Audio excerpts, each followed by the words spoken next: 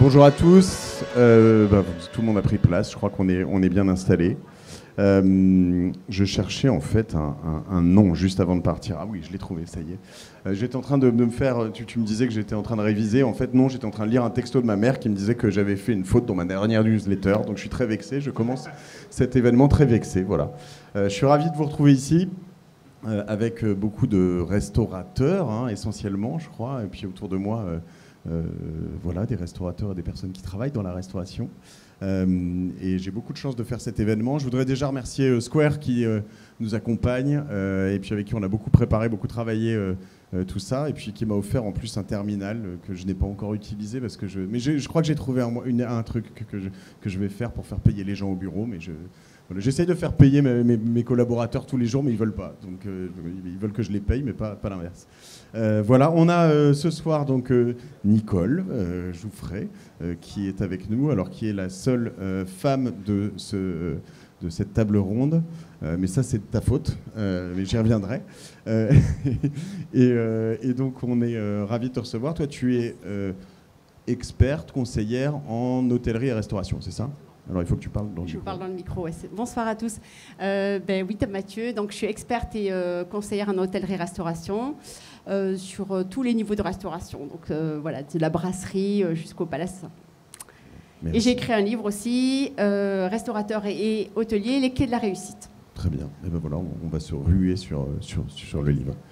Voilà, on a Maxime, on va continuer par là. Maxime, tu es le fondateur de Pokawa. Que tu as fondé il y a combien ? Quelques années maintenant, hein ? 6 ans, quasiment 6 ans, ouais. Voilà, avec un rythme d'ouverture, tu me disais tout à l'heure, encore 30 restaurants cette année, c'est ça ? Donc un petit rythme. Ouais, 30 cette année, donc on va finir l'année à 150 et après on continue l'année prochaine encore avec 30. Ok. Donc on est content. Je vais dire doucement mais sûrement, mais non, il n'y a que sûrement. En fait, pas si doucement que ça. On a Billy femme, donc je disais que c'est de ta faute si on n'a qu'une femme, parce que tu as remplacé ton associée, parce qu'elle a décrété, mais je crois que c'est le cas, hein, que tu étais beaucoup plus technique qu'elle et qu'aujourd'hui on avait besoin de quelqu'un d'assez technique, donc bienvenue Billy. Merci beaucoup Mathieu. Et toi tu es le cofondateur de... Désolé à tous, du coup c'est pas Céline que vous allez avoir, Céline qui est la face la plus visible de la Bao Family, j'en suis le cofondateur, et merci aussi de me faire passer juste après Maxime avec ses 150 restaurants quand nous on en a 4. Mais un grand plaisir de faire partie de cette table ronde. Mais vous avez certains points communs, on y reviendra. Et puis, on a Daniel, Nicolas, toi tu es chez Square Europe, directeur des ventes, que je ne dise pas de bêtises, c'est ça. En français. Et donc, voilà, que tu as rejoint il y a longtemps, Square ? Oui, bonsoir à tous, ravi d'être parmi vous aujourd'hui. Cela fait un peu plus de 5 ans que je suis directeur des ventes chez Square pour l'Europe, donc une très belle expérience. Alors l'idée ce soir, c'est qu'on réfléchisse, on se pose des questions sur la manière d'optimiser les restaurants. Alors on parle de yield management entre autres, on parle de fulfillment aussi, on parle d'avoir plusieurs services le midi, le soir, le matin, l'après-midi éventuellement, etc. Et pour la petite histoire, c'était le nom que je cherchais tout de suite. La première fois où j'ai été frappé par l'apport potentiel de la tech et l'évolution de la restauration, c'était avant que je te reçoive et que je reçoive aussi nos amis de Big Mama. Et c'était un entrepreneur qui s'appelle Nick Kokonas, qui a un restaurant qui s'appelle Alinea, qui est à Chicago, qui est un des meilleurs restaurants de la ville de Chicago, qui a aussi The Aviary, je crois, à New York, qui a un bar à cocktail. Et en fait, il expliquait dans un podcast de Tim Ferriss, je pense, que quand tu réservais chez Alinea à Chicago, le mardi à 17h, c'était à peu près 3 fois moins cher que le samedi à 21h. Ce qui peut paraître un peu choquant, je trouve, de prime abord. Puis lui dit, mais en fait, je comprends pas, quand tu vas dans un match de baseball, si tu es au premier rang, ça coûte 10 fois plus cher que si tu es là-haut, pourtant tu vois le même match. Là, c'est pareil, sauf qu'il y a des conditions, donc notamment en termes de timing, qui font que tout le monde veut aller plutôt devant, ou tout le monde veut y aller plutôt le samedi soir. Et ben moi, je propose la même restauration, les mêmes plats à des personnes qui ne pourraient pas se payer le vendredi soir ou le samedi soir, mais je le propose le mardi après-midi l'après-midi. Et je me suis dit, c'est quand même pas idiot cette approche. Et voilà, et en échangeant avec chacun d'entre vous, la raison pour laquelle vous êtes là, c'est que vous avez notamment, vous deux, testé, je crois, à peu près, depuis qu'on prépare ça, mais tous les concepts possibles et imaginables. Tu me parlais des bornes de commande. Toi, vous me parliez aussi chez Bao des files d'attente virtuelles, enfin des choses pour certaines que vous aviez testées, validées, d'autres pas validées, des questions que tu te posais. Et ce qui est intéressant, c'est de se dire dans tout ça, et c'est ce dont je vous propose de parler ce soir, à quel point en fait on doit garder aussi quand même le client au centre de tout ça, parce que les questions que je pense que tu peux le dire, hein, mais que tu te posais sur les bornes, c'est de te dire finalement quand tu arrives au McDo de plus en plus, tu arrives en fait, tu fais ton truc, tu prends un sac, tu te casses, et il y a un peu moins d'humanité dans tout ça. C'était des questions que je m'étais posées aussi avec Victor Luger sur le fait de payer soi-même. Et tu vois, il disait le paiement n'est pas un endroit, un truc spécialement cool qui apporte quoi que ce soit au restaurant, ce qui je pense, se partage. Pour commencer, on va commencer par, je sais pas moi, toi, qu'est-ce que tu as vu récemment comme grandes évolutions avec la tech sur la restauration et des choses qui ont été validées, et peut-être pas validées récemment dans les restaurants ou dans les chaînes que tu accompagnes? Alors, c'est vrai que la restauration, on en a pas mal échangé là juste avant de débuter. La restauration, en fait, elle a beaucoup évolué au niveau tech depuis la Covid. Ça, c'est indéniable. Ça nous a apporté tout un tas d'instruments, tout un tas de technologies auxquelles on n'aurait jamais pensé avant. Je veux dire, avant, on n'utilisait pas de QR code, on n'utilisait pas forcément les menus sur les sites internet, sur Instagram, etc. Donc ça a eu vraiment une grosse évolution. Après, dans l'évolution, là, à l'heure actuelle, donc bon, déjà, on est en train de repartir hein, sur des bases saines. Mais dans les nouvelles technologies, c'est de plus en plus de faire payer les clients, comme tu le disais, donc de prendre des empreintes de carte de crédit, voire de leur faire payer pour éviter les no-shows. Hein. Donc no-shows, c'est les clients qui réservent et qui ne viennent pas. Donc c'est vraiment de les inciter à venir. S'ils ne réservent pas, c'est facturé. Donc c'est forcément inciter les gens à demander des empreintes, à les faire payer une partie avant. Donc ça, c'est vraiment ce qui est en train de vraiment se mettre en place, qu'on voit beaucoup à l'étranger, hein, qu'on ne voit pas du tout, de moins en moins en France. Là-dessus, typiquement, moi, les quelques restaurateurs qui m'en ont parlé me disent que la plupart du temps, quand il y a un no-show, on rembourse quand même les gens, même si est-ce qu'ils vont jusqu'au bout? Ils disent bah non, t'es pas venu, chérie. Ouais, ça dépend du type de restaurant. En fait, ça dépend du type de restaurant. Sur la Côte d'Azur, par exemple, concrètement, au mois de juillet, tu réserves, tu laisses une carte de crédit, tu viens pas, on te facture quoi. Après, ça va sur dépendre. La Côte d'Azur, on te fait payer 40 balles la place de parking aussi, mais ça, c'est encore... Voilà, c'est ça. Après, c'est important aussi de comprendre que voilà, si tu fais une réservation à un certain jour donné et que tu viens pas, ça coûte de l'argent au restaurateur. Donc, on va parler argent aussi, ça c'est le nerf de la guerre, c'est ça qui est le plus important. Donc un no-show, c'est de l'argent. Oui, clairement, oui. Qui historiquement n'était pas facturé, mais qui désormais le devient. Ça se comprend. Bon, après, on parlera de tout le reste, bien sûr, mais voilà, après, en termes, c'est beaucoup tout ce qui est les réseaux sociaux, etc. Ça a été une vraie flambée depuis le Covid. Maxime, est-ce qu'on peut dire que chez Pokawa, vous faites du yield management? Oui, nous on fait de plus en plus. En fait, on travaille beaucoup les bords de service parce qu'avec l'inflation, on a dû aussi augmenter nos prix. Donc on a perdu une partie de la clientèle, celle qui était la moins aisée. Et justement, pour essayer de les garder et même élargir un peu cette clientèle-là, on essaye d'appliquer du yield management un peu partout. Hein. Donc les bords de service, c'est avant le rush et après le rush. Là où nos employés sont là et là où en fait on avait historiquement peu de commandes. Donc le busy rate, comme on l'appelle, le taux d'occupation de nos employés était assez bas. Et donc on préfère vendre moins cher que pas vendre du tout. Et effectivement, ça permet aussi de conquérir une nouvelle clientèle qui a peut-être pas forcément les moyens de venir tous les jours. C'est quoi avant le rush et après le rush? Nous, notre rush, c'est 12h30, 13h30. Donc si la personne fait l'effort de venir à 11h30, elle paiera 1 €, 2 € de moins. Et pareil, si elle vient à 14h, même système. et ça marche très bien. Et, ça marche ça a vraiment augmenté vos ventes sur ces créneaux? Ouais, non, ça marche très bien, et surtout ça permet de moins se tromper sur les commandes, parce que on essaie de aplatir un peu cette courbe de vente, et ça c'est hyper important pour la qualité de service, parce que quand on est dans le rush, on fait plus d'erreurs, et donc oui, ça a permis de développer nos ventes, et surtout d'améliorer la rétention de nos clients, les moins aisés. Ce que tu as dit, les bornes, elles sont avant et après, pas pendant le rush? Les bords de service. Ah, ok.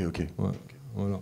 Et après, vous utilisez des technologies là-dessus spécifiques, ou ce sont juste des horaires qui font que ça change? Parce que vous, il n'y a pas de réservation chez Non, il n'y a pas de réservation. Nous, c'est de la restauration rapide, donc c'est beaucoup... Voilà, il faut aller vite. Déjà, le surplace, c'est un nouvel enjeu pour nous. On est en train de le travailler de plus en plus avec l'après-Covid. Mais avant, on avait historiquement 80% de nos ventes qui étaient réalisées en emporté et en livraison. Donc, le surplace était accessoire. Maintenant, ça change. Mais on a des logiciels. Donc, tout dépend des canaux de vente. Par exemple, pour la livraison, on travaille avec Flint qui nous pousse des insights sur le yield management. Donc, il va nous dire, par exemple, tiens, je te conseille de faire un moins 10% entre 11h30 et midi parce que tes concurrents le font, ça marche bien, et toi, tu le fais pas. Donc, il y a plein d'outils aujourd'hui. Tout dépend des canaux de vente. Après, voilà, on travaille beaucoup avec la data. Donc, c'est ça aussi qui te permet de prendre les bonnes décisions. Et en fait, de plus en plus, je pense qu'elle peut confirmer. Je ne sais pas si tu le fais, mais en tout cas, voilà, ça nous aide beaucoup, la data. Ok. Toi, tu es sur un type de restauration assez différente, parce que tu fais plus de surplace quand même, je pense, que Maxime. Alors, tu as un profil assez hybride, tu me disais tout à l'heure aussi, parce que tu viens du monde des startups et tu appliques aussi des recettes des startups à la restauration, mais tu viens aussi de la restauration d'ailleurs rapide. Est-ce que vous utilisez, ou est-ce que tu peux dire que vous faites du yield management? Alors nous, c'est sûr que de base, venant de la restauration rapide et en montée des startups, on a clairement un ADN où on va faire du test and learn. Après, on a décidé de faire la restauration sur place parce que justement, on veut vraiment proposer tout ce qui est justement l'univers qui va avec. C'est vraiment hyper important pour nous de mettre le client au cœur de tout ça. Et en termes de yield management, en fait, on va l'appliquer. On a testé beaucoup de choses, j'ai envie de dire. Aujourd'hui, même la réservation, c'est quelque chose d'assez récent chez nous. Donc, la réservation payante? Non. La réservation non. Tout court. Tout court. Donc les gens, ils faisaient jusqu'à très peu de temps, ils faisaient la queue devant nos restaurants. Et on a cherché des outils justement pour rendre ce moment plus agréable avec des queues virtuelles. Ils sont voilà, ça n'a pas fonctionné parce qu'en fait, c'est toujours le rapport de finalement, tu as besoin de quelqu'un pour opérer cette queue. Et donc, à la fin, l'impact il va être sur le client parce que cette personne, il faut également la rémunérer en plus. Et comme on est basé vraiment sur du volume, parce qu'on essaie d'appliquer des prix bas dans un lieu qui est plutôt cool, si on ajoute ça on top, on ne va pas respecter un petit peu, on va dire, notre cahier des charges. Et la réservation, c'est très complexe.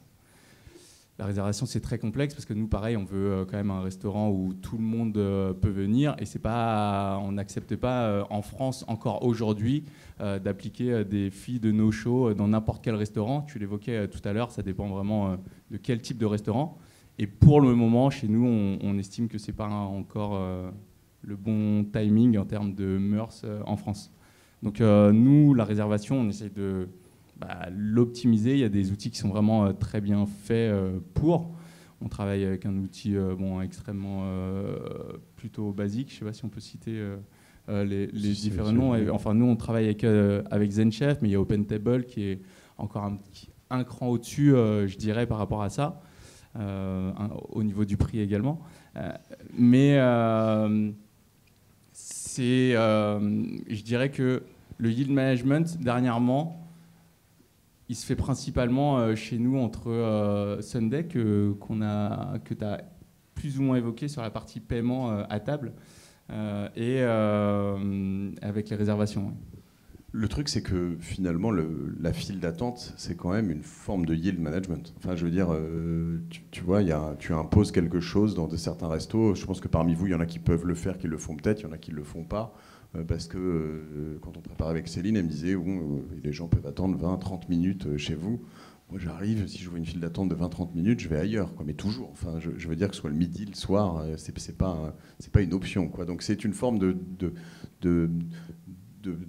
tu balances en fait la charge. En effet, souvent, le trade-off, c'est du prix, en fait, finalement, en échange d'un prix plus bas. Mais c'est un peu l'idée. C'est déjà du yield, non? Totalement d'accord. Daniel, pardon, tu veux vas-y. Et en fait, la queue, on a décidé effectivement de trouver un modèle un petit peu hybride sur certains de nos restaurants pour satisfaire des clients comme les tiens, parce qu'on se veut ouvert au plus grand nombre. Et il y a des personnes qui tout simplement n'acceptent pas de faire la queue, mais c'est vrai que en tant que restaurateur, ça reste quand même quelque chose de top, déjà de pouvoir en avoir. On se rend compte qu'on est hyper chanceux, hein, c'est pas tout le monde qui a la queue devant ses restos. Et parce qu'en fait, dès qu'une table elle est débarrassée, en fait, en une seconde après, elle est remplacée. Donc ça, si tout le monde acceptait de faire la queue, ce serait l'idéal, bien sûr, pour nous.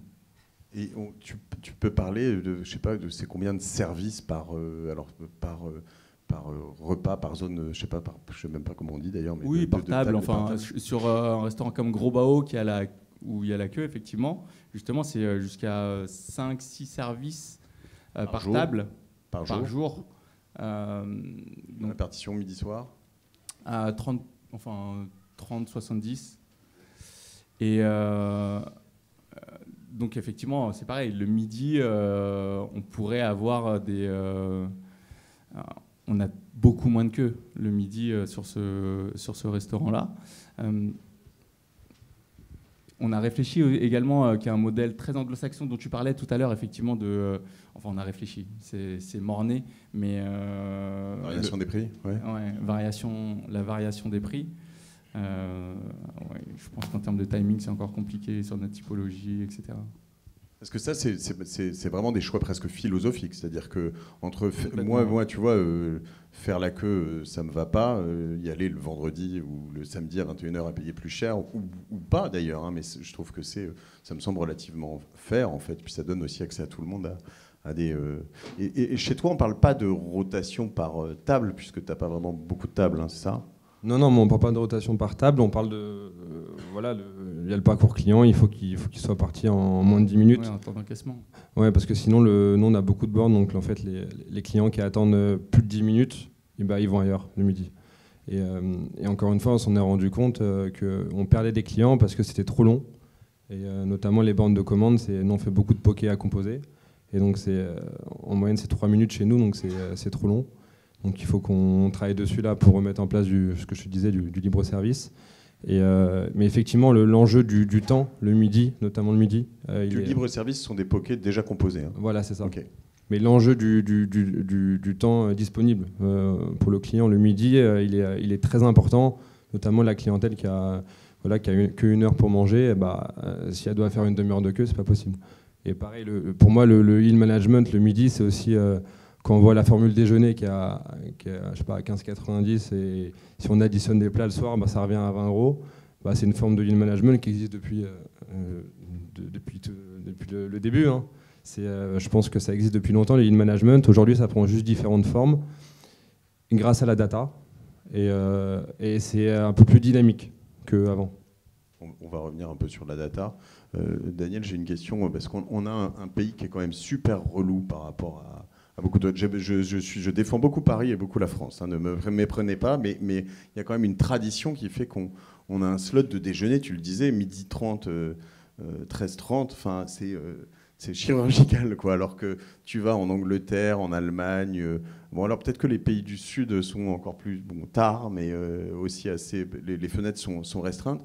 Mais tu as souvent des endroits où finalement on peut commencer à déjeuner à 11h30 jusqu'à 14h30, 15h. Tu as des restos pleins à Londres à 16h. Tu te demandes ce qu'il faut que les gens là-dedans. Et en fait, en France, on n'a jamais ça. Enfin, ils sont fermés, vos restaurants, non, à 16h ou 17h, non ?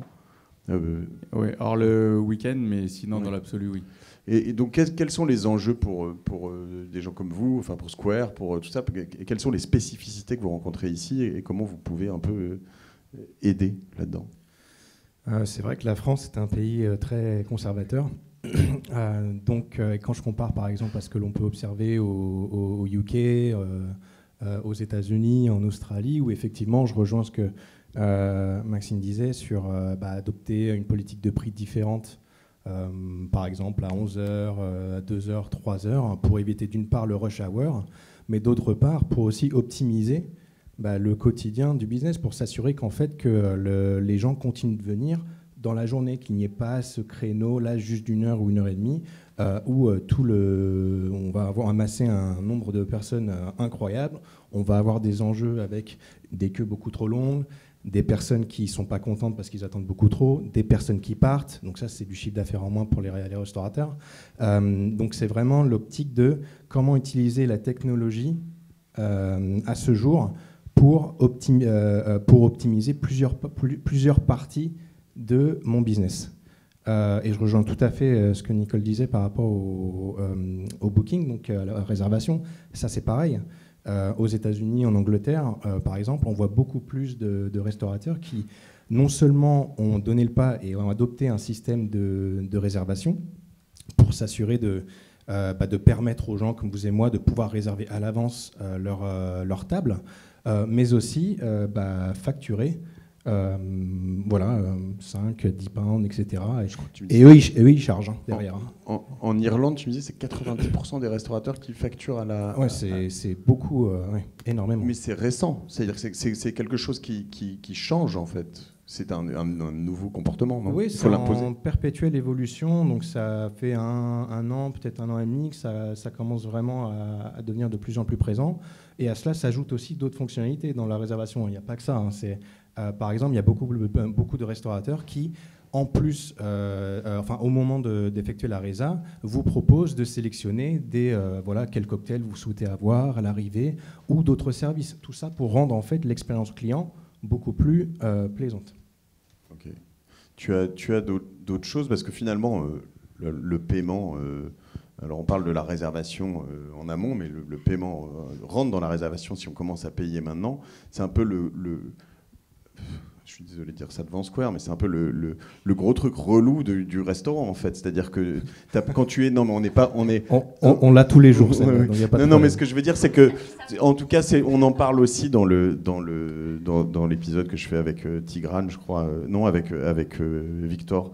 Mais finalement, au moment où tu dois payer, c'est pas le moment où tu es le plus enclin, si ça dure plus de 5 minutes, où il y a un temps, on le connaît, c'est théorisé, tout ça, je sais pas, je te pose peut-être une colle, mais comme on doit réduire tout ça, est-ce qu'on doit réduire aussi le temps à la commande entre le moment où tu arrives et tu commandes? Quels sont les enjeux là-dedans? Où est-ce qu'on doit accélérer? Parce que tu veux pas non plus que ce soit l'usine, ton déjeuner ou ton dîner, quoi. Non, mais alors, je reviens juste sur le terme de yield management pour ceux qui parce qu'on entend beaucoup en fait ce terme-là, mais souvent on ne sait pas. Merci. Non, c'est vrai. Excuse-moi. Tu fais mon job, oui. Non, je suis désolée, Mathieu. Mais le yield management, en fait, tout simplement, donc c'est vendre le bon produit au bon moment et au bon prix. C'est clair et net. Hein. Je veux dire, les compagnies aériennes l'ont super bien compris. Je veux dire, si vous commencez à réserver un avion, si vous êtes devant, à l'entrée, au milieu ou à l'arrière, vous ne payez pas le même prix. Si vous prenez tel avion à tel moment, si vous le réservez à telle période, ce n'est pas le même prix, etc., etc. Sachant que de temps en temps, c'est ce que tu dis aussi, le bon produit peut être le même produit. C'est-à-dire que le siège 8F, tu ne le payes pas toujours le même prix en fonction du moment où tu le bookes. Au moment, à la période où tu as réservé, à la période où tu veux aller, etc., etc. Donc, ouais, tu ne payes pas le même prix. L'hôtellerie, parce que là on parle de restauration, mais l'hôtellerie, juste pour faire un petit parallèle, a commencé à bien comprendre ce système en fait de yield management, à vraiment s'adapter. C'est-à-dire que des fois, vous passez dans la rue, vous avez un hôtel, la nuit est à 120, le lendemain vous avez passé à 90. Ça, c'est nouveau. Toi, quand tu as commencé, c'était pas comme ça. T'insinues quoi, J'insinue Mathieu? rien du tout. Je sais pas que tu es une grande experte depuis au moins du haut de mes 35 ans, c'est hyper vexant en fait. T'es vache. Non, concrètement... Nouveau, ça peut dire il y a 2 ans, tu vois. Ah, ok, 2 ans. Non, je vais m'enfoncer, Valérie, ouais, tu t'enfonces là. Je te laisse répondre à maman. Non, ça fait une dizaine d'années à peu près.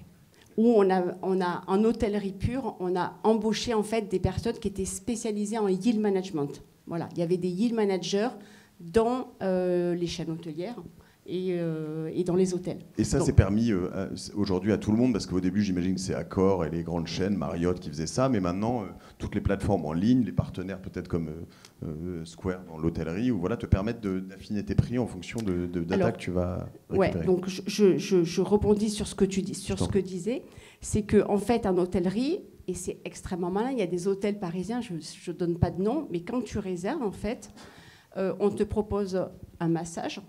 On te propose, par exemple, une bouteille de champagne. On te propose de te réserver une place pour, par exemple, pour un cabaret parisien, etc., etc. Avec des avantages où tu vas avoir 10%, par exemple, si tu le prends au moment de la réservation. Quelques jours avant où tu vas arriver, on va te dire, ben voilà, vous avez réservé, etc., etc. Et puis là, est-ce que vous êtes sûr? Nous pouvons vous préparer le petit déjeuner. Vous pouvez avoir en supplément du petit déjeuner tel produit, tel produit, tel produit. Les restaurateurs aujourd'hui ne sont pas encore en pointe là-dessus. C'est un peu dommage. C'est vrai qu'ils ne s'appuient pas en fait assez sur la technologie. On en parlait tout à l'heure. Souvent, les restaurateurs, les hôteliers, ils ont la tête dans le guidon. Enfin, moi, quand je les vois la première fois, c'est waouh, mais vous vous rendez pas compte en fait du nombre d'heures que je fais, du travail que j'ai. Ben oui, ouais, je m'en rends très bien compte en fait. Mais justement, pour arriver à se libérer l'esprit, pour pouvoir passer à autre chose, pour pouvoir mettre en place des process, etc., il faut arriver à prendre un peu de recul sur les choses et sur son travail. Il y a déjà des choses qui ont énormément évolué là-dessus. En l'occurrence, par exemple, je te disais l'autre jour, quand on préparait ça, mais la réservation, il y a plein de restaurants je parlais de Livio à Neuilly, où je voulais réserver, je les connais bien, etc. Et en fait, tu appelles maintenant, ils te disent Coco, t'es gentil, mais va réserver en ligne. Quoi. Ils ne prennent plus la résa au téléphone. Oui, donc ça, c'est devenu, pour tout le monde, vous ne prenez pas de résa en ligne, si vous, je ne sais pas. Si, maintenant. Okay. Au téléphone, on peut appeler. Ah non, au téléphone, non. On est comme Livio. Okay. Bah, en fait, tu réserves par téléphone, c'est de l'argent, quoi. En fait, il faut comprendre. Surtout pour répondre en plein service. Vous allez me trouver peut-être très vénal, hein, mais bon, moi, je suis là pour faire gagner de l'argent aux restaurateurs et aux hôteliers. Donc, il faut essayer de cibler où on peut gagner de l'argent, où on peut gagner du temps. Le temps, c'est de l'argent. Donc, voilà, c'est toute une boucle, en fait, qui doit se mettre en place. Hein. Tu avais un autre point avant que je te coupe, non? Pardon ? Tu avais un autre point à ajouter avant que je te coupe. Tu l'as oublié? Tu veux parler sur les restaurateurs et... Il va te revenir. Pardon ? Il va te revenir quand on va Non, mais les restaurateurs, et puis chaque restaurant est différent. C'est-à-dire que, par exemple, on va avoir un restaurateur qui va essayer de se caler sur Pokawa, mais ils ne vont pas avoir la même cible de clientèle. Ils ne vont pas avoir le même type de client, ils ne vont pas avoir le même nombre d'heures, ils ne vont pas avoir les mêmes types de cartes, etc. Donc, il y a beaucoup de choses à mettre en place. Et la technologie, moi, je trouve que c'est top à l'heure actuelle, parce que ça permet justement de se libérer et de pouvoir faire autre chose de son temps. Les hôteliers, les restaurateurs, on va rester sur les restaurateurs. Les restaurateurs, par exemple, on leur dit technologie, ils disent oh, alors déjà on leur dit réseaux sociaux, waouh, mais c'est pas du tout. Moi, un compte réseau social, non, c'est pas possible. Pareil pour la technologie, si on dit mais non, mais le premier frein, ça va être si ça ne marche pas, comment je fais si je n'arrive pas à le faire fonctionner, comment je fais, etc., etc. Donc c'est vraiment un frein. Alors que la technologie aujourd'hui aide justement à faire du yield management. C'est-à-dire que c'est tout simple, hein, c'est de savoir les plats qui se vendent les mieux, à quel moment, le temps qui est utilisé pour servir un plat, les temps d'attente des clients, combien de temps, et ça c'est... Un yield management restaurant primordial, c'est de savoir le temps passé à table. Tu vois, tu parlais, voilà, concrètement, eux, ils savent combien un client de temps passe à table, combien il va attendre, etc. Quoi. Donc, vas-y, non, je t'en prie. Pour faire du yield management, c'est ça en fait, c'est d'avoir des paramètres qui sont essentiels pour arriver à mieux gérer son personnel, à le lisser en fait sur le temps, hein. Parce que nous, comme tu disais, on ouvre à midi, on prend les clients jusqu'à 14h30. Mais après, avant, il ne se passe rien, et après, il ne se passe rien. Donc, on fait de la coupure, etc. Ça provoque du mal-être au travail, nanana, nanana. Voilà. Okay. Donc, ouais, il y a du boulot. Et tous ces points-là, ben, la technologie, je te regarde, parce qu'on en a un peu discuté, mais la technologie, en fait, elle aide à savoir tous ces points-là. Alors quand tu dis tout ça, parce que tu parlais de data, Maxime, tout à l'heure, toi, en fait la data c'est un grand mot qu'on utilise beaucoup, mais tu vois, pour avoir accompagné même des médias à faire ce qu'on appelle des data lakes, donc où ils recevaient énormément de data, c'est pas simple à manier. C'est-à-dire que tu peux avoir plein de data et pas savoir quoi en faire. Toi, quels sont les datas que tu récupères je sais pas, tu as en direct dans tous les restaurants, justement, combien de temps les gens, même tes franchisés, combien de temps les gens restent, quels plats sont les... Est-ce que tu sais que dans certaines régions, certains plats fonctionnent mieux que d'autres? Est-ce que ça remonte tout seul? Qui les analyse? Est-ce que tu as des IA qui fonctionnent là-dessus? Est-ce que tu peux nous raconter un peu tout ça? Oui, on a énormément de choses. Déjà, la chance qu'on a, c'est de travailler avec les agrégateurs Deliveroo, Uber Eats, qui nous apportent énormément de data. C'est eux qui, il y a 5 ans, ils nous ont mis un peu le pied à l'étrier parce qu'il y a 5-6 ans, il n'y avait pas grand-chose niveau data. Donc on a commencé à travailler comme ça. Donc bien sûr, le chiffre d'affaires, le panier moyen, chiffre d'affaires, réussir à découper son chiffre d'affaires qui est lissé sur la journée, ça c'est important. Après, faire son 20-80 au niveau des ventes, hein, tout simplement, savoir quels sont les produits qui fonctionnent le mieux. 80% des produits qui sont vendus... ouais, 20% des produits qui représentent 80% des ventes. Ouais. Donc ça c'est important pour l'équipe marketing, pour savoir ce qui marche et ce qui ne marche pas. Ensuite, bien sûr, réussir à travailler avec les...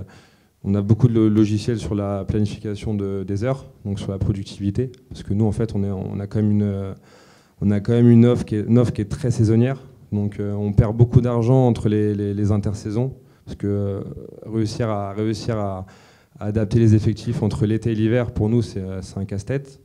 Donc tout ça, en fait, on récolte pas mal de data. Ça nous aide à améliorer et surtout prendre des décisions éclairées. Avant, au début, Pokawa, c'était beaucoup du feeling. Donc voilà, on a pris des bonnes décisions, d'autres moins bonnes.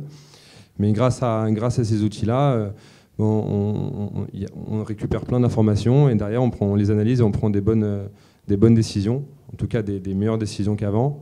Et effectivement, il y a beaucoup de logiciels qui existent avec lesquels on travaille. Après, moi, je mets en garde beaucoup les restaurateurs sur le millefeuille des logiciels qui existent, parce qu'il y en a beaucoup qui n'arrivent pas à les maîtriser à 100%, et il y a plein de logiciels qui font la même chose. Et voilà, parce que Pokawa utilise ça, les gens ils prennent, alors que même nous, on l'utilise mal. Et effectivement, je pense qu'on est arrivé à un moment dans la restauration où il y a eu énormément de logiciels qui sont sortis. Il y en a certains qui sont très bien, d'autres qui sont moyens. Il y en a beaucoup qui font la même chose. Et aujourd'hui, il faut que le restaurateur ne regarde pas seulement les posts sur LinkedIn qui te promettent d'exploser ton chiffre d'affaires et de gagner en rentabilité, mais qui surtout utilise au maximum l'outil qui paye. Parce que souvent, c'est des abonnements SaaS. Et donc ça peut vite faire augmenter les frais fixes à la fin du mois. Et donc voilà, savoir bien maîtriser ces outils-là. Si on n'est pas à l'aise avec les datas, ce dont on parle, il faut y aller gentiment mais sûrement. Il faut commencer par des choses simples, hein, donc les 20-80, le chiffre d'affaires moyen, le panier moyen, le parcours client, comment ça se passe, combien de temps ton client reste chez toi. Et ça, tu l'as à peu près avec beaucoup d'outils. On reviendra un peu sur vos spécificités, mais en tout cas, il y a un truc qui est sûr, on est d'accord, tu n'utilises plus une caisse à l'ancienne avec un bout de papier pour prendre tes machins et tout, sinon c'est la cata. Hein. Bah nous, il y a 6 ans, on a déjà fait le pari de ne pas miser sur les caisses à l'ancienne. On a Zelti, c'est pas mal. Donc voilà, il y a un back-office qui est assez complet. Après, il y a un sujet qui est important quand on grossit, c'est quand même à qui est la donnée, qui est propriétaire. Donc voilà, ça c'est encore un autre sujet. Faire attention. La data, chez vous, c'est un peu au cœur du réacteur, parce que si je comprends bien, une des offres de valeur que vous proposez, c'est d'avoir un seul prestataire plutôt que d'avoir une banque. J'arrive à ma limite, je ne pourrais pas citer les deux autres. Mais tu fais très bien, bravo. Donc on est force de proposition effectivement sur la data. Et un des challenges en fait, que les restaurateurs et d'autres types d'entreprises rencontrent, c'est que, et j'ai des chiffres en tête, c'est par exemple pour la France, il y a 57,8% d'entreprises qui utilisent plusieurs solutions, mais à des fins différentes. Et ces solutions ont soit une intégration partielle, voire nulle, entre elles. Donc d'un côté, ça dénote un certain caractère d'innovation. Vraiment, les entreprises et les restaurateurs veulent faire plus, veulent s'adapter à ces changements et les attentes qu'ont les consommateurs. Et d'autre part, veulent en connaître davantage sur leur business. Cela dit, ils utilisent beaucoup de solutions qui ne sont pas connectées. Et donc, ce qui revient assez fréquemment dans nos conversations avec les clients de Square, c'est ce besoin d'en connaître davantage sur son business et d'utiliser une solution unique qui puisse permettre en fait d'offrir un concept omnicanal. Donc, c'est non seulement pouvoir permettre aux clients d'effectuer un paiement, que ce soit en salle ou alors en ligne, ou alors même à distance. Et ça va même plus loin que ça dans le côté de la restauration, parce qu'une des attentes qu'ont les consommateurs à ce jour, c'est d'implémenter une expérience omnicanal, même au sein du restaurant. Donc c'est quelque chose qui passe par exemple par, bien évidemment, effectuer la commande auprès du serveur, effectuer la commande à table, passer par des QR codes, en ligne ou autre. Et ça, vraiment, ce sont des attentes qui sont exacerbées de la part des consommateurs et que les restaurateurs s'adaptent de plus en plus. Mais pour en revenir à la data, nous, chez Square, en fait, on collecte tous les data possibles. Tu les as mentionnés, ça, c'est vraiment la base pour en connaître sur ton business. Mais ça va au-delà de ça. Donc, quels sont les produits qui fonctionnent le plus, quels sont ceux qui ne fonctionnent pas, et du coup ça permet aux restaurateurs d'adapter leur menu par exemple, de le changer. Quel est par exemple le dessert qui revient le plus après tel plat, ou alors concocter des offres ou des meal kits, des cocktail kits, ça se fait beaucoup par exemple aux États-Unis, au UK, même en Australie, de par en fait ce que l'on observe depuis les datas sur ce que les gens aiment quand ils vont au restaurant et consomment là-bas. Donc il y a énormément de choses qui permettent en fait Des cocktail kits, tu dis ? Ouais. C'est-à-dire que tu vas leur vendre, c'est ce que tu disais, un upsell à la fin en leur disant... Tu leur vends un upsell, ou même tu mets ça en ligne, tu développes une nouvelle offre en ligne que tu vends via soit ton site web, soit Instagram, ou quel que soit le réseau social, et tu permets vraiment à ton client d'avoir cette expérience chez toi et de même faire ton propre cocktail. Alors, j'ai deux questions là-dessus. Tu as la data, est-ce que vous accompagnez à analyser la data ? Est-ce qu'il y a une forme de... Parce que tu n'as pas forcément PwC ou oui, un gros cabinet de conseil qui va derrière te l'analyser et te faire des recommandations. Ça, c'est la première question. Donc, okay. Est-ce que tu aides, peut-être par une IA de plus en plus, ou diverses manières, peut-être par des consultants chez vous ? Et la deuxième, c'est à quoi ça sert de savoir ce que les gens vont prendre comme dessert après des pâtes à la bolognaise ? Alors, donc effectivement, on accompagne les restaurateurs dans tout l'aspect data. Au final, on s'assure de savoir ce qui est vraiment important à leurs yeux, qu'est-ce qu'ils aimeraient connaître davantage. Et après, quand tu utilises Square, dans le tableau de pilotage, tu peux en fait set up des paramètres, des rapports qui après te sont envoyés à la fin de journée, et après tu peux vraiment customiser les rapports dont tu as envie que tu as envie. Il y en a qui sont un peu préétablis pour t'aider ? Oui, il y en a pas mal qui sont préétablis pour te donner une vision d'ensemble sur ton business, le chiffre d'affaires quotidien, la semaine, au mois, trimestriel, le coût par ingrédient, par exemple, ce genre de choses. Les 80-20, il y a des recos qui te sont poussés peut-être d'une manière ou d'une autre Des recos, je ne crois pas. Okay. Après, c'est là où effectivement l'aspect IA peut entrer, et tu peux intégrer ça avec les solutions de Square, ce qui peut être intéressant. Et juste pour répondre à ta question, l'appartenance des données, en principe, c'est aux clients. Ou du moins chez Square, ce sont tes données. À toi, nous, on ne fait que te donner les données. Tu en fais ce que tu veux, mais elles sont à toi. Pour répondre à ta deuxième question, en fait, c'est l'optique. Le tiramisu. Le tiramisu, bien sûr. Eh bien, c'est d'en connaître davantage sur ta clientèle. Parce que derrière ce que font les restaurateurs, entre autres, c'est qu'ils, en apprenant beaucoup plus à savoir quel ou tel produit fonctionne bien, mais ce que monsieur ou madame lambda aime faire, derrière, ça leur permet de concocter des offres qui sont plus personnalisées. Par exemple, et en particulier, si jamais ils ont implémenté un système de fidélisation de clients. Donc ça, c'est quelque chose qui est de plus en plus répandu et ça permet aux restaurateurs d'envoyer, ça peut prendre plusieurs formes, mais c'est par exemple, vous pouvez avoir un discount le jour de l'anniversaire, ou alors vous avez essayé notre tiramisu tel jour, revenez chez nous et essayez la nouvelle version ou un nouveau plat. Ce genre de choses qui permet justement en fait, de transcender l'expérience client qu'ils offrent. Très bien, merci. Billy, de ton côté... toi qui est plus axé à l'origine peut-être sur la restauration on-site, chez vous, vous faites quand même de la vente à emporter, vous faites quand même de la vente via Uber Eats ou peut-être Non. On en a fait pendant le Covid. On a continué un petit peu par la suite, mais ensuite on a arrêté pour se refocaliser sur notre cœur de métier.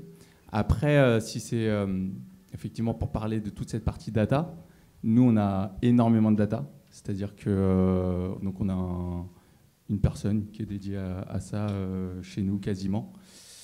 Et on récupère, on est clairement dans ce que tu expliquais tout à l'heure. Notre difficulté aujourd'hui, c'est l'interprétation et comment est-ce qu'on va utiliser cette data et qu'est-ce qu'on en fait en fait et comment est-ce qu'on la range, comment est-ce qu'elle est, on la comprend.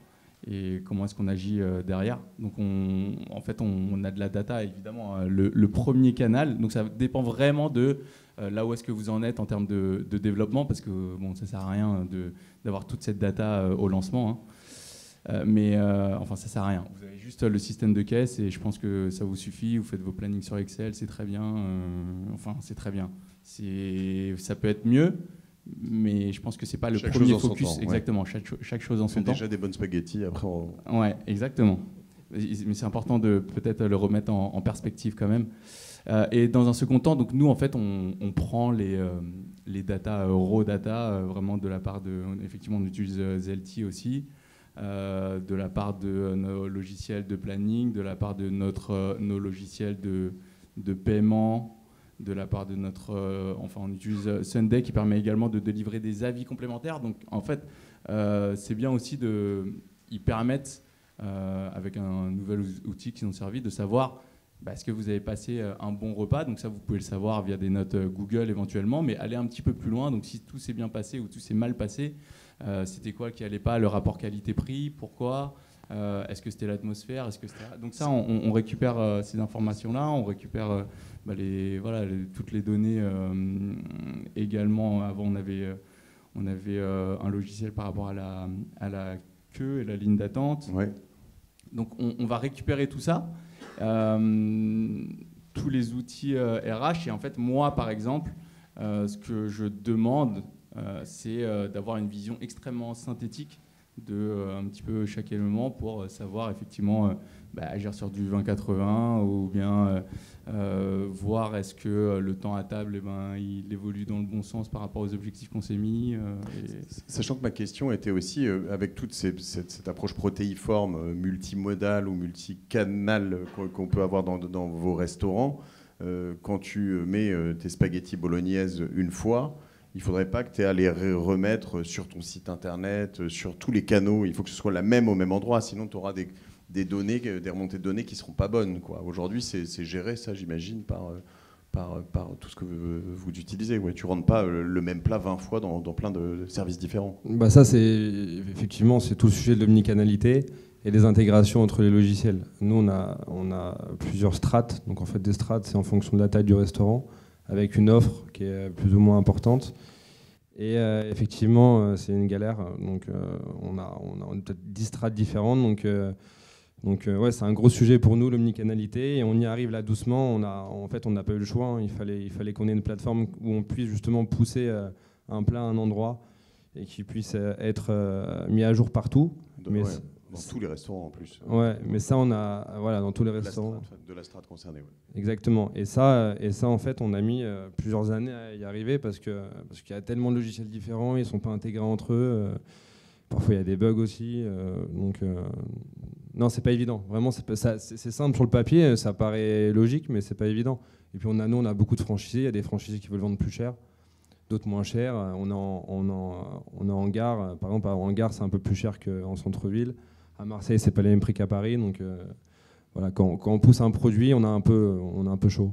J'ai vu l'heure qui avait tourné plus vite que prévu. Tu voulais réagir, vas-y. Oui, non, juste dire qu'aujourd'hui, en fait, tout ça peut s'automatiser avec les bonnes solutions. Alors effectivement, c'est plus challenging quand tu utilises des solutions qui sont différentes et qui forcément ne s'intègrent pas entre eux. Mais si tu utilises une solution unique, comme par exemple pour Square ou une autre, là tu peux automatiser en fait tout ce workflow et t'assurer que quel que soit le plat ou quelle que soit la chose que tu mets dans ton système, et bien que ça derrière tout soit automatisé pour que ça se répercute sur online où que ça soit. Je vais faire un micro pas de côté parce que c'est trop gros pour ne pas l'aborder ce soir et c'était pas prévu, mais avant de prendre des questions, il y a quand même un gros sujet qui est l'emploi dans la restauration. Alors toi, tu dois le subir de plein fouet parce qu'en plus, tu as des saisonnalités, etc. Et c'est très difficile. J'imagine qu'avec quelques restaurants aussi. Et là, la tech aussi change pas mal de choses. Alors notamment par des plateformes comme Brigade, il y en a d'autres, je crois, mais ce sont des choses que vous utilisez. On est obligé de passer par là aujourd'hui. Comment vous réglez ce problème ? C'est une forme de yield, mais plus RH, quoi. Oui, on est obligé. Ça, la marque employeur, par exemple, nous, on a une grosse saisonnalité. On fait quasiment le double de chiffre d'affaires l'été. Donc nous, on travaille beaucoup, on fait des avenants temporaires de travail. Donc ça permet c'est un petit tip qui permet de justement travailler l'élasticité de ses ressources humaines. Donc ça marche bien. Après, il y a aussi un sujet qui est important, et tu en parlais un tout petit peu tout à l'heure, c'est effectivement les coupures. Pour moi, c'est un peu une catastrophe en restauration. Donc c'est pour ça qu'on travaille beaucoup à... Un travail fractionné, quoi. Ouais. C'est ça, ouais. Pour moi, faut arriver à être pertinent du matin au soir. Parce que sinon, moi j'ai travaillé en restauration, effectivement l'après-midi être en coupure, c'est horrible. Parce qu'on passe sa journée au travail et c'est très compliqué. Surtout de là où tu travailles et où tu habites. Alors là, c'est mort, quoi. C'est très dur pour les employés d'arriver à les attirer alors qu'on est en coupure. Vraiment. Donc nous on travaille à ce que on soit pertinent aussi bien à 9h le matin qu'à 16h l'après-midi. Comme ça on peut avoir deux équipes et c'est plus intéressant, c'est plus attractif pour les employés. Ça veut dire qu'ils font de la préparation ou des choses comme ça. En fait, t'as pas une équipe en service, il y a une équipe en cuisine ou moins qu'ailleurs peut-être. Idéalement, il faut que j'arrive à ce que les clients viennent chez moi à 16h pour une pause gourmande, des bols sucrés, ce genre de choses. Très bien. Petite réaction avant de prendre des questions. Oui. Nous, effectivement, au niveau de... on va travailler en fait, comment être le plus attractif en tant qu'employeur possible, sachant que dans la restauration, c'est un secteur qui a toujours connu des conditions difficiles. Donc on essaye de proposer quelque chose qui est, j'ai envie de dire, basique pour tout le monde, mais qui est un exploit dans la restauration. Donc on fait une seule coupure par semaine. On a, je pense, un niveau de salaire qui est légèrement supérieur à la moyenne. En fait, on essaye de jouer sur... salaire. C'est quoi un salaire chez vous ? Alors, ça dépend, faut postuler, je vous donnerai tout ça, mais non, ça dépend vraiment en fonction des niveaux. Ça coûte rien de demander. Non, mais je veux dire, ça peut commencer à 1004, mais après, avec pas mal de bénéfices aussi, bénéfices employeurs qu'on commence à travailler. Donc c'est vraiment en fait et aussi des opportunités de grandir dans le groupe très rapidement parce que c'est un groupe en forte croissance, tout ça. Donc en fait finalement c'est réunir tous les ingrédients qui fait que tu pourrais dire je vais ailleurs parce qu'ils payent mieux, non, je vais ailleurs parce que il y a une meilleure ambiance, non plus, enfin pas du tout. Je vais ailleurs parce que j'ai plus d'opportunités, plus d'opportunités, non plus. Et en fait, on essaye de raisonner un petit peu de cette manière pour les garder, mais c'est sûr que c'est un moment extrêmement tendu. Ouais. J'ai promis à Maxime que je le libérais à 45 et il est déjà 25 et je t'avais dit que tu pourrais boire une bière en plus peut-être avant, donc on va prendre des questions maintenant, sinon je vais pas tenir ma promesse. Est-ce que vous avez des questions peut-être pour nos invités? Ouais. Tiens, hop, je vais commencer. Merci. Bonjour. Bonjour, moi je m'appelle Jordan, je suis le PDG de l'enseigne PP, c'est une enseigne de pizzeria. Et je suis curieux, j'ai une question pour Billy. Parce que moi, donc on a mis en place la réservation, parce qu'on avait aussi beaucoup de queues devant notre restaurant. Et maintenant, donc forcément, on a moins de queues. C'est beaucoup plus réparti sur le temps. Et la question pour toi, c'est quoi la partie que tu alloues à la réservation? Alors dans les restaurants en résa, on a commencé avec du 50-50. En fait, c'est du test and learn, hein. On a fait du 50-50. Ensuite, on est passé à 70-30. Et en vrai, j'aimerais passer à du 90-10. 10 pour la réservation et... Non, le contraire. 90 de réservation? Ouais. Et le gros problème, effectivement, qu'on a, c'est les no-shows, en fait. Et on a la chance... justement de continuer à avoir cette base entre walk-in qu'on va compenser, mais on fait des jongles tous les soirs. Et t'as pas un moins bon roulement de table du coup en faisant ça? Si, légèrement, qui est effectivement un des enjeux en fait, hein, du yield management à partir du moment où on avait l'habitude de faire de la queue. Tout à l'heure, j'abordais le fait qu'on pouvait tourner de table 5 fois effectivement par jour le week-end à Gros Bao. C'est des choses qu'on ne peut pas faire à partir du moment où on s'est mis dans la réservation. Mais il y a aussi, je ne sais pas si certains d'entre vous font ça, alors c'est une forme de yield, hein, de plus en plus de restos, alors plutôt high-end, mais qui imposent des horaires, alors souvent c'est aussi assez hallucinant, mais un petit 20h pour dîner, à 22h15 on le fout dehors, et puis généralement tu as un 22h30 ou 22h15, où en plus derrière ça danse, ou je sais pas, je pense au tout mieux, ou des choses comme ça, mais je trouve ça aussi assez hallucinant, parce qu'on change vraiment l'état d'esprit, quoi. Quand on est dans un resto à 100 balles par tête minimum, où on te dit, bon, bah, tant pis pour le dessert, faut que tu te casses, c'est un peu chaud, quoi. Oui, donc nous, on est clairement là-dessus. Donc, on impose des horaires de réservation. Et en fait, en vrai, c'est vraiment une gymnastique. Donc, c'est-à-dire qu'on va avoir faut timer chaque table, en fait. Donc, on va avoir le créneau de 19h, il faut le faire partir à 20h, il faut lui expliquer. Le créneau qui arrive à 19h30, il faut le faire partir à 20h30, etc., etc. Et il faut s'en souvenir en tant que serveur. Donc on a des rappels de la part de la personne de l'accueil. Et en fait, notre métier, effectivement, qui était de l'accueil, du directeur, etc., il se focus honnêtement énormément autour de ça. On est en train de bosser beaucoup pour avoir justement le truc le plus optimal possible. Mais c'est un nouveau métier. Oui. Je me permets juste d'intervenir par rapport à ce que tu dis, mais en fait, tout est dans l'organisation qui est mise en place dans le restaurant. C'est-à-dire que si, tout à l'heure tu disais, mais à quoi ça sert de savoir si on sert un tiramisu après des pâtes bolognaises par exemple, en fait c'est hyper important. C'est de savoir le temps qu'on met pour préparer chaque plat. Ça va servir aussi à savoir pourquoi les jours où on a beaucoup de clients, pourquoi il y a certains plats qu'on ne va pas forcément mettre à la carte, par exemple. Supprimer des plats par exemple où on sait que ça va prendre un certain temps, et ne pas les mettre, par exemple, tu parlais très bien de ça, Maxime, tout à l'heure, hein, de pas, par exemple, je sais pas, moi, tu fais un plat qui va être demandé soufflé, par exemple, il ne faut pas faire ça un samedi où tu sais que tu es blindé, que tu fais ça un service, bah, surtout pas. Donc c'est ça, en fait, qui va être important dans l'optimisation du temps, et voilà, quoi.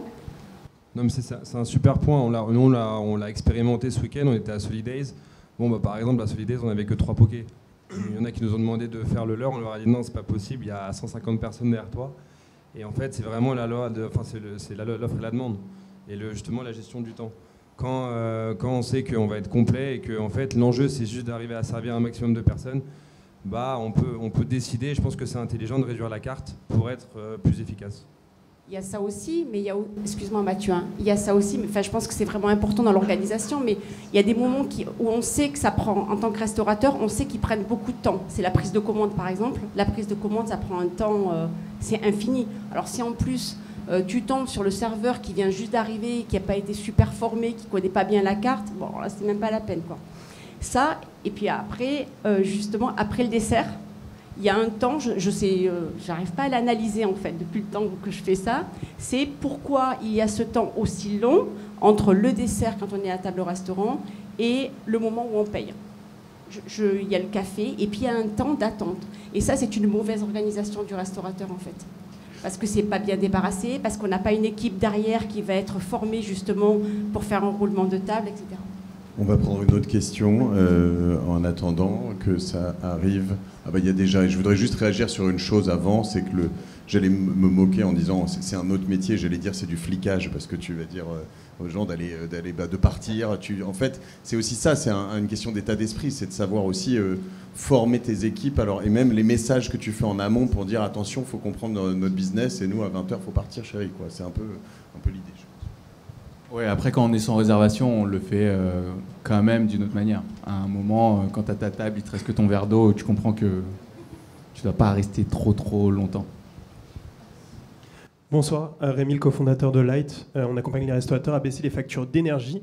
Et je me posais la question justement avec la technologie, comment vous travaillez pour optimiser toutes les questions des matières premières, que ce soit l'alimentaire ou les questions d'énergie, qui ont quand même grandement augmenté ces derniers temps. Nous, on travaille beaucoup notre mix marge, notre mix offre.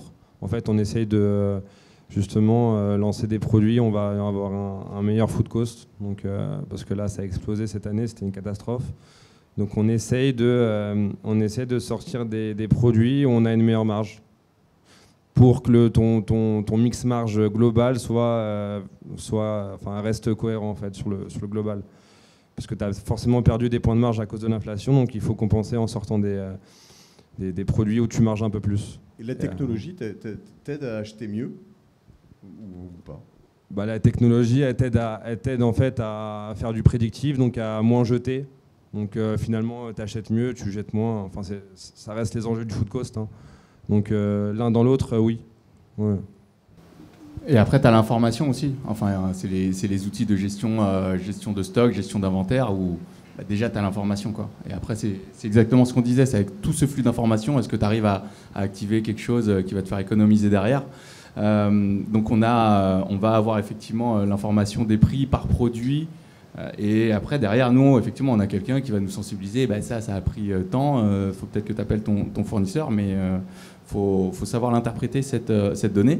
Et je vais un petit mot pour Rémi, parce qu'on bosse avec eux et qui nous a fait quand même économiser des dizaines de milliers d'euros en énergie par rapport à l'inflation qu'on a pu avoir sur ces derniers mois.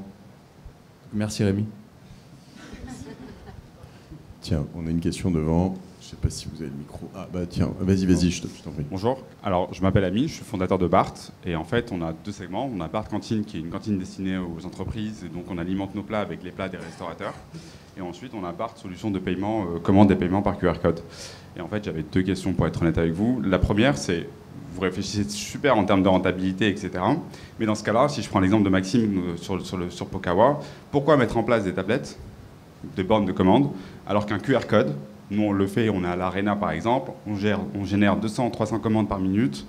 On peut le faire avec un QR code, tout le monde a son propre téléphone. Et pour autant, ce n'est pas la manière la plus démocratisée, je dirais, dans le secteur de la restauration. Et pour moi, si je dois donner mon avis sur le... Je ne presse pas pour ma paroisse, hein, vraiment. Mais bon, mes business, forcément, sont alignés avec ma réflexion. Donc, pour le coup, elles convergent. Mais si je prends le cas d'une borne, et en fait, on ne fait que déplacer une queue face d'un humain à un humain, un age to age, peut se retrouver avec un humain face à une machine. Et donc, c'est pas forcément plus rapide, parce que la question de qu'est-ce qu'on mange, qu'est-ce qu'il y a comme menu, etc., le consommateur se la pose toujours. Donc ça, c'était ma première question. Ouais, pour te répondre, j'avais vu la solution, enfin je ne l'ai pas vu en France, mais je l'avais vu à l'aéroport de Los Angeles, et je voyais, il y avait un groupe de 20 personnes qui étaient sur leur téléphone, et en fait, ils avaient scanné un QR code d'une affiche, et j'avais trouvé ça hyper intéressant. Je trouve que c'est bien quand tu as un bon téléphone, quand tu as un ancien téléphone, scanner un QR code et choisir dessus, c'est pas évident. Après, nous, l'avantage des bornes, quand même, c'est que l'écran il est plus grand. Donc, bon, après, si McDo, ils ont retenu cette solution, je pense qu'ils ont fait pas mal de... Ils font les deux, en fait. Ouais, les deux sont complémentaires. Les deux sont complémentaires. Effectivement, quand on voit le prix des bornes, parce que les abonnements, ça se rajoute, effectivement, avoir sa borne sur son téléphone, c'est aussi bien. Ouais. Puis tu as le côté visuel aussi. Tu as des belles photos sur tes bords. Ouais, sur les bords, nous, elles sont grandes, donc le côté visuel, il est important pour nous. Et encore une fois, ça renforce l'idée que les restaurateurs doivent donner cette expérience de commande omnicanal. Et en fait, donner toutes les options possibles à leurs clients de commander de la façon qu'ils veulent. Alors, je pense que Billy a plus d'input là-dessus. Sur la partie Sunday App, vous avez un usage. Enfin, je pense que vous avez des stats, en tout cas, sur cet usage-là. Et je ne pense pas que l'usage soit si démocratisé que... C'est vrai. Enfin, il est de plus en plus utilisé. Là, je parle plus côté, encore une fois, États-Unis, UK, Australie, même dans d'autres pays. Asie énormément, effectivement. En France, bon, on commence à voir que ça se démocratise de plus en plus. Mais bon, oui, on est un peu en retard sur ça. Pour rebondir sur ce que tu as dit, nous, on a effectivement on a eu cette réflexion de le faire. Alors, si je comprends bien, c'est tu t'assieds un peu où tu veux dans le resto, tu commandes, tu reçois, tu payes, tu t'en vas. C'est bien ça ? C'est ça. Et on s'est posé la question sur le service du midi, où en fait, effectivement, nous, on commande dans nos restaurants, on commande plein de plats, c'est plutôt à partager, mais donc on doit un petit peu changer ça sur les services du midi.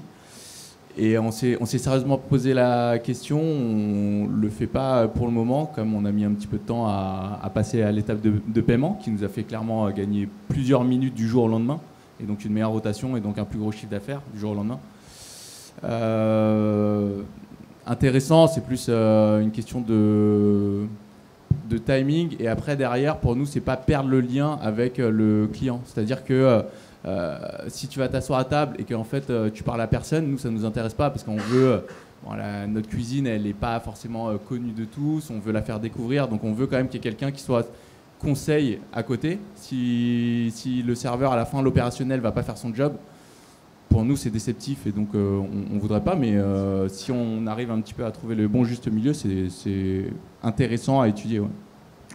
Et mon dernier postulat, c'est que je trouve que la tech aujourd'hui dans le secteur de la restauration, c'est vachement impliquée, donc c'est génial, mais je trouve qu'on ne met pas au cœur de la problématique le client.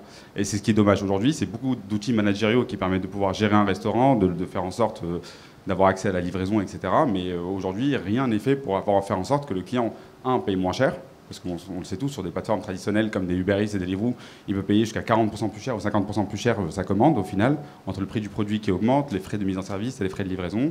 Et de façon générale, je trouve que dans la tech, à l'exception de Bart Cantine, on n'a pas de produits qui font en sorte que le client vraiment consomme plus justement et au bon prix, au juste prix. Alors, c'était un peu une des questions que je posais en intro, et c'est vrai que je peux te dire, moi, plus du côté client, cette fois-ci, puisque je ne suis pas du côté restaurateur, que je ne suis pas forcément d'accord avec ce postulat. C'est-à-dire que, tu vois, notamment parce que la tech peut, alors, de temps en temps, ça ne marche pas et vous l'avez retiré, mais faire en sorte que tu ne fasses pas de file d'attente, ou faire en sorte que tu payes plus ou moins cher en fonction de certaines réservations, faire en sorte que tu réserves en ligne et que ce soit moins relou. Alors ça, typiquement, il y a des choses qui sont encore une fois des sortes de trade-off, quoi. Tu dois accepter ou pas, mais la tech, de toute façon, dans tous les métiers, moi je suis plutôt un expert de la tech, doit forcément être au service du client final, en fait. Sinon, ça ne marche pas. Et là, ça peut permettre notamment d'éviter un peu de friction.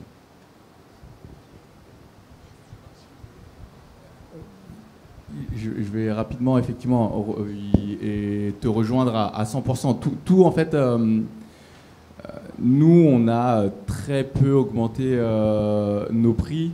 En fait, finalement, c'est l'interprétation que nous, on en a faite. On aurait très bien pu les augmenter, mais c'est justement avoir cette information, ça nous a permis d'aller renégocier, ça nous a permis de changer de fournisseur, etc. Donc à la fin, c'est pour les clients, enfin tout ce qu'on fait, je pense que ça a été la base. Et tout comme sur ta solution, comme je te l'expliquais, à la fin, pour nous, si c'est tu t'assieds, enfin parce qu'en fait on veut être des lieux où tu vis une expérience sympa.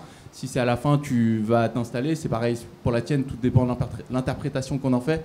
Si tu t'installes, tu commandes dessus, tu parles à personne et tu t'en vas. Nous, c'est pas ce qu'on veut. Je dis pas qu'il y en a d'autres qui le font très bien, mais c'est pas ce qu'on veut, et donc ce sera aussi une mauvaise utilisation à la fin. Et donc c'est vraiment qu'est-ce que tu fais avec cette technologie et cette data à la fin. Bonjour, moi je suis Mathieu Valin, je suis cofondateur de Betchy, c'est une ancienne de restauration rapide. Je suis associé avec mon frère Baptiste juste là.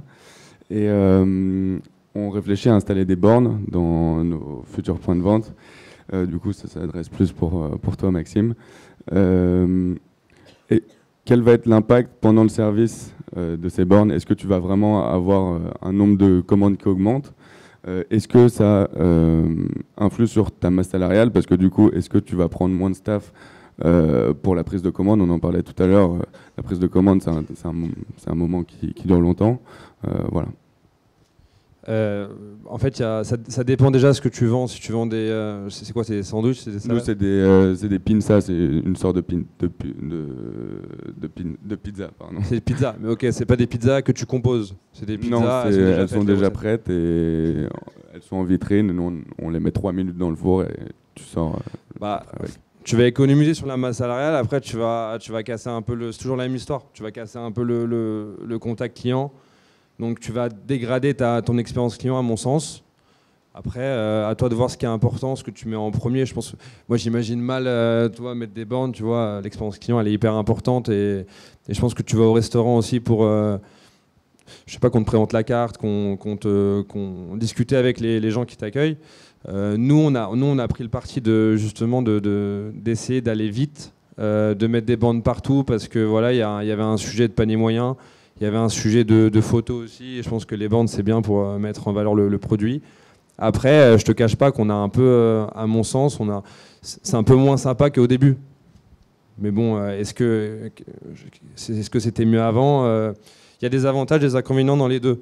Après, je pense que si t'as une chaîne, peut-être que c'est mieux, parce que tu vas récolter... ça sera plus adapté d'avoir des bornes.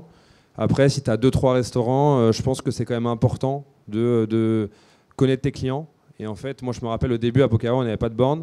Et je passais mon temps à essayer de comprendre pourquoi le client était venu chez moi et pas au Poké d'en face. Et là, tu tires énormément d'informations. Et avec les bornes, même si tu as des datas, c'est pas la même chose. C'est mieux de parler avec le client. Et ton client, quand tu parles avec lui, pour moi, il n'y a rien de mieux. Donc voilà. Je peux réagir, pardon. Ouais. Parce que Maxime, tu parles d'expérience client, je suis complètement d'accord avec toi. C'est hyper important parce qu'aujourd'hui, on a quand même des tickets moyens qui sont de plus en plus élevés dans les restaurants. Mais l'expérience client, à mon sens, elle ne se fait pas au moment de la prise de commande. Absolument pas. À mon sens, et bon, alors par contre, la borne, c'est vrai que ça se prête complètement à votre type de restauration.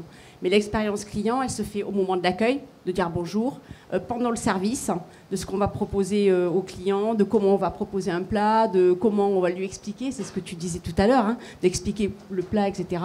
Au moment du départ, mais pas au moment de la prise de commande, quoi. Enfin, à mon sens.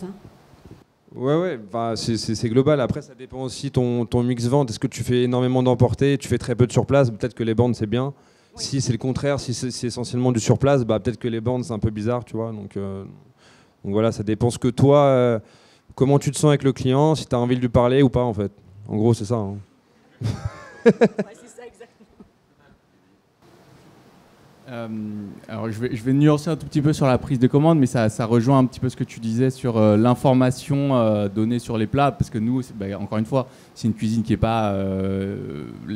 tout le monde ne connaît pas exactement tous nos plats, c'est de la cuisine chinoise. Et donc forcément, dans la prise de commande, on va vachement les aiguiller pour leur dire, t'as pris ça, il prend ça à côté. C'est ce qu'on recommande en général, c'est ce que les gens prennent en général. Donc on va quand même les aiguiller lors de la prise de commande. Et ça fait partie de la partie conseil où je rejoins ce que tu as dit par la suite. Et après, oui, voilà. Je rejoins exactement ce qu'a dit Maxime. Ça va jouer aussi sur ton... parce que j'étais dans la restauration rapide avant, et en franchise en plus. Donc ça va jouer sur ton ticket moyen aussi, parce qu'en fait, il n'y a personne qui va oublier de demander s'ils veulent ajouter un tiramisu ou pas. La borne, elle va tout le temps le demander, et donc ça peut jouer dessus, mais je rejoins totalement ce qu'il a dit. Si pour moi, c'est vos premiers restaurants, je déconseillerais, parce que ça vous permet de mieux connaître, et heureusement il y a plein de choses qui sont un peu subtiles qu'une machine n'arrivera pas à décoder, quoi. On a une dernière question. On a un candidat à gauche ou pas? Allez, on a réussi. Bonjour, Myriam Darmonier, rédactrice en chef de The Pro Snack. Bonjour. Alors moi j'ai une question pour l'ensemble des restaurateurs, et la problématique de Maxime et la problématique de Bao est très différente. Mais effectivement, ce qu'on a vu, c'est que le Covid a accéléré les choses par rapport à la tech, qu'il a fallu aller très vite pour faire face aux différentes crises et confinements, et qu'en fait les restaurateurs ont pris une appli pour faire un QR code pour pouvoir commander, ont pris une autre appli pour pouvoir faire le système de caisse, une autre appli pour faire le paiement si on voulait accélérer le paiement, et qu'au final, 2 ans ou 3 ans après, on se retrouve avec des applis et des applis et des applis et des restaurateurs qui ont tout un tas de... et que ça rationalise pas forcément ni au niveau restaurateur, ni au niveau de l'expérience client, parce que vous, en tant que client, vous allez faire une résa avec une appli. Au moment de payer, il faut aller sur une autre appli pour payer. Et en fait, à un moment donné, il faudrait peut-être rationaliser tout ça, avoir une... est-ce que ce serait pas plus intéressant d'avoir un seul et même outil qui fait voire même qui gère de la commande fournisseur qui gère tout en fait. Ça peut être une question pour Square, mais c'est un peu la question systématique dans la tech, c'est-à-dire pour une entreprise, en fait, il y a plusieurs écoles, mais de se dire dans n'importe quel univers, est-ce que c'est mieux d'avoir un Salesforce couplé à différents outils, un Mailchimp, etc., ou avoir une seule solution, sachant que l'interaction par le biais d'API et de choses comme ça est aussi quelque chose d'assez solide qui permet de ne pas être dépendant d'un seul prestataire qui peut augmenter ses prix du jour au lendemain, ce qui arrive dans certaines boîtes, dans certains CRM, mais dans un autre cas de figure. Alors vous faites de la résa ou pas ? Non, on a des intégrations avec des applications natives. Tu as fait mon pitch là, bon, bravo. Non, mais vous avez raison. Comme je disais, 58% des entreprises qu'on a interrogées dans le cadre de notre étude utilisent plusieurs solutions à des fins différentes. Et ça, effectivement, alors, ça amène un challenge dans le back-end. Cela dit, 67% des entreprises interrogées veulent utiliser un système unique. Donc, c'est ce que vous disiez.